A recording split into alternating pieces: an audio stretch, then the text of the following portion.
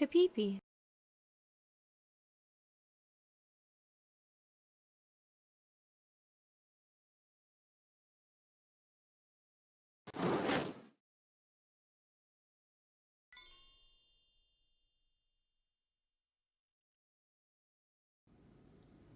In our first step, from ethanol into D-mannitol, we decided to use PCC as the reagent. So in the first step, you're going to have nucleophilic attack by the oxygen onto the chromium 4 complex that forms a chromium oxygen bond.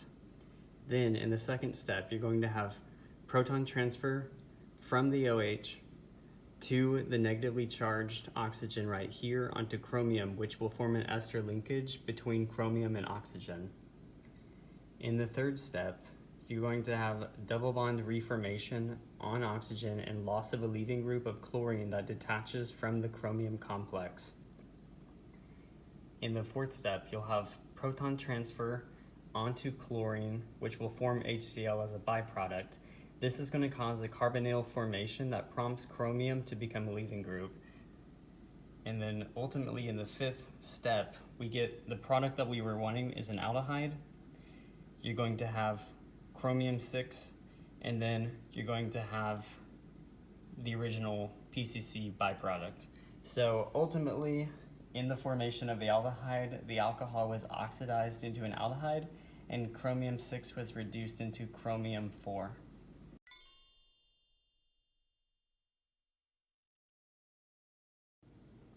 In the next step of our synthesis, we are moving from an aldehyde into 1-methyl-pent-1-ol. So to do this, we're using a Grignard reagent followed by acid workup.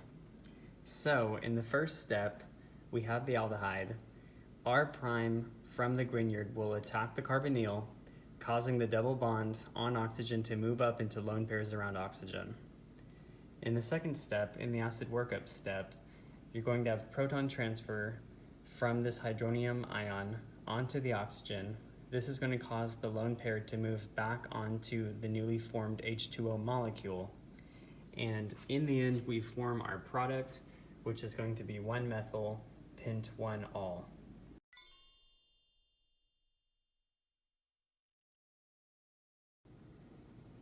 We are now moving from 1-methyl-pent-1-ol into 2-bromohexane.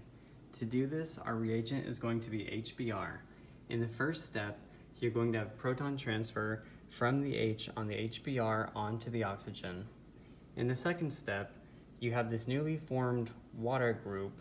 You're going to have loss of a leaving group and ultimately water formation.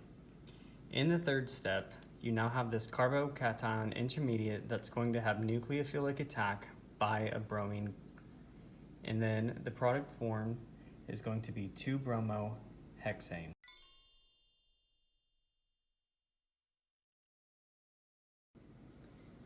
In this mechanism, we are trying to form a brominated alkane. In doing this, we are using the reagent NBS in ultraviolet light. In the first step, you have N-bromosuccinimide with UV light. This is called the initiation step, as the UV light breaks this bond and forms radicals. In the second step, these two Br radicals combined together and formed Br2.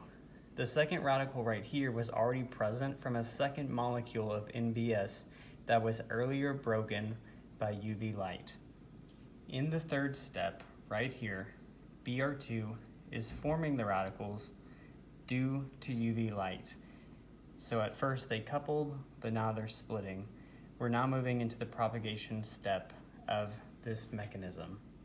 In the fourth step, the pooling of the electrons away from the alkane chain forms an alkane radical and HBr. In the fifth step, the Br2 radical that was formed earlier reacts with the alkane radical. This is called the termination step.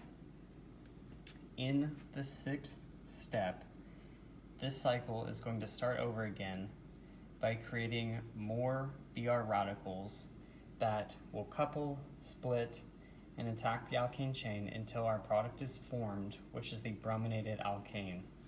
Shown here is succinimide that is going to be formed, so under UV light, this attacks the HBr and it's going to form two radicals. The two Br radicals are going to combine together to make Br2, which will again be split by UV light and propagate the cycle. Ultimately, this process is going to rinse and repeat until our brominated alkane is formed.